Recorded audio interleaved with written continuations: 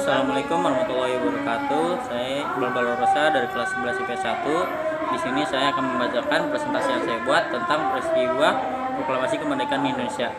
Pembahasan yang saya akan bacakan yang pertama latar belakang peristiwa Rengas Dengklok, yang kedua kronologi peristiwa Rengas Dengklok, yang ketiga akhir peristiwa Rengas Dengklok, yang keempat tokoh-tokoh peristiwa Rengas Dengklok, yang kelima peristiwa proklamasi.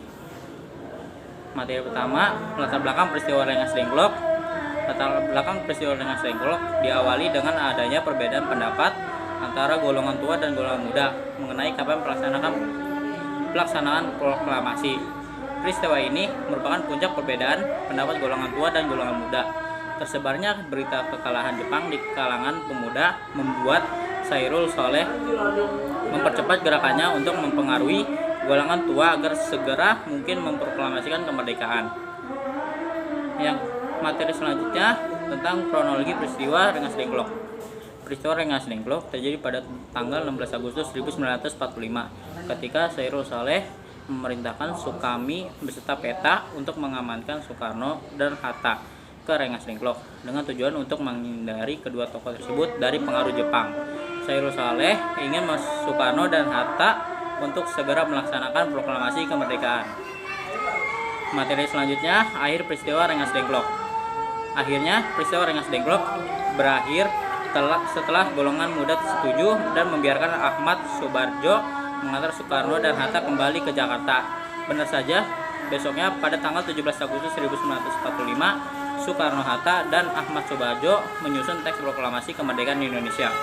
Setelah diketik Sayute Melik, teks tersebut dibacakan oleh Soekarno di kediamannya di Jalan Pegangsaan Timur 56. Materi selanjutnya yaitu golongan-golongan muda yang menculik Soekarno. Di sini ada tokoh-tokoh. Yang pertama ada Wikana, yang kedua ada DN Aidit, yang ketiga ada Sairul Saleh, dan yang terakhir ada Soekarni. Materi selanjutnya peristiwa proklamasi. Setelah Soekarno-Hatta dibawa ke Jakarta oleh Ahmad Soebardjo, proklamasi langsung dilaksanakan besoknya. Proklamasi kemerdekaan Indonesia dilaksanakan pada hari Jumat 17 Agustus 1945 tahun Masehi atau tanggal 17 Agustus 2605 menurut tahun Jepang, yang dibacakan oleh Soekarno dengan didampingi oleh DRS Muhammad Hatta, bertempat di 2 Jalan Pegangsaan Timur 56 Jakarta Pusat. Materi selanjutnya perbandingan naskah, tulisan, dan ketikan. Di sini ada dua naskah dan ketikan. Oke, cukup sekian dari saya. Kurang lebihnya mohon maaf. Wassalamualaikum warahmatullahi wabarakatuh.